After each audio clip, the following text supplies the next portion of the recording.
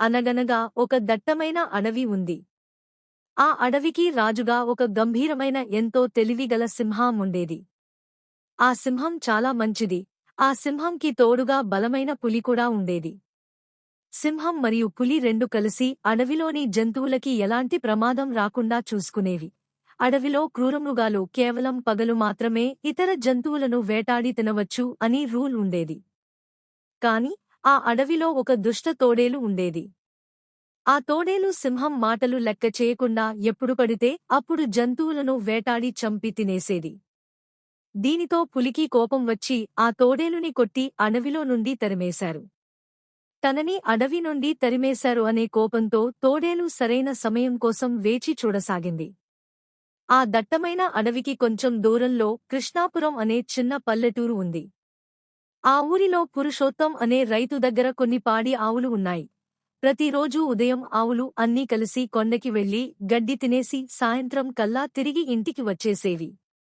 పురుషోత్తం ప్రతిరోజూ ఆవుల దగ్గర పాలు పిండి ఆ పాలను పట్టణంలో అమ్మి జీవనం సాగించేవాడు. ఎప్పటిలాగానే ఆవులు అన్నీ కలిసి కొండకి వెళ్లి గడ్డి తినసాగాయి. వాటిని దూరం నుండి ఒక నక్క గమనిస్తూ ఉండేది. ఆ ఆవుల గుంపులో ఒక చిన్న దూడ ఉండేది. ఆ దూడ దగ్గరికి నక్క వచ్చి మాట్లాడేసి వెళ్ళేది. అది చూసిన మిగతా ఆవులు నువ్వు ఆ నక్కతో స్నేహం మానుకోలేదంటే ఏదో ఒక రోజు ఆ నక్క నిన్ను చంపి తినేస్తుంది అని చెప్పసాగాయి. అయినా కాని ఆ దూడ ఆవుల మాట వినకుండా నక్కతో స్నేహం చేస్తూ ఉండేది. ఒకరోజు ఆవులు అన్నీ కలిసి వచ్చాయి కాని చిన్న దూడ మాత్రం ఇంటికి రాకపోయేసరికి పురుషోత్తం దూడ కోసం వెతుకుంటూ కొండకి వెళ్ళసాగాడు. ఒక బండపైన దూడ బాధతో అరుస్తూ ఉండసాగింది. దూరంగా నక్క ఉండడం చూసిన పురుషోత్తం నక్క దూడ పిల్లను తినడానికి వచ్చింది అనుకుని నక్క పైకి కట్టి విసిరాడు. కాని నక్క ఎలాగోలా తప్పించుకొని అడవిలోకి పారిపోయింది. పురుషోత్తం ఆ దూడ పిల్లని తీసుకుని ఇంటికి వెళ్లి పసురు మందు రాసి కాలికి కట్టు కట్టాడు. మరుసటి రోజు నక్క పురుషోత్తం వాళ్ల ఇంటి దగ్గరికి వచ్చి దూడ నీ చూడసాగింది. కొన్ని రోజులకు దూడ పిల్లకి కాలు నొప్పి తగ్గి బాగా నడవసాగింది. ముందులాగా దూడ కూడా కొండకి గడ్డి కోసం వెళ్ళింది.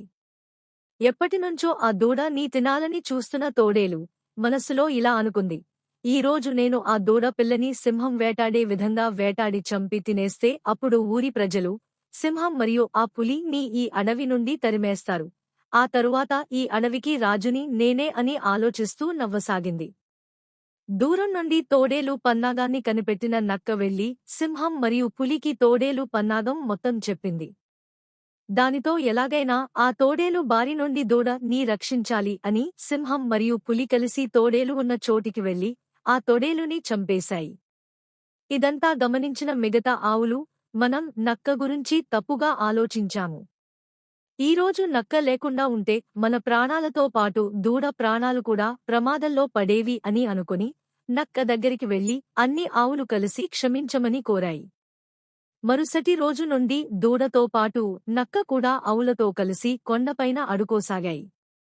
చూసారా పిల్లలు, మన నిజమైన స్నేహితుడు ఎలాంటి పరిస్థితి వచ్చినా మనకు అండగా నిలబడి సహాయం చేస్తాడు.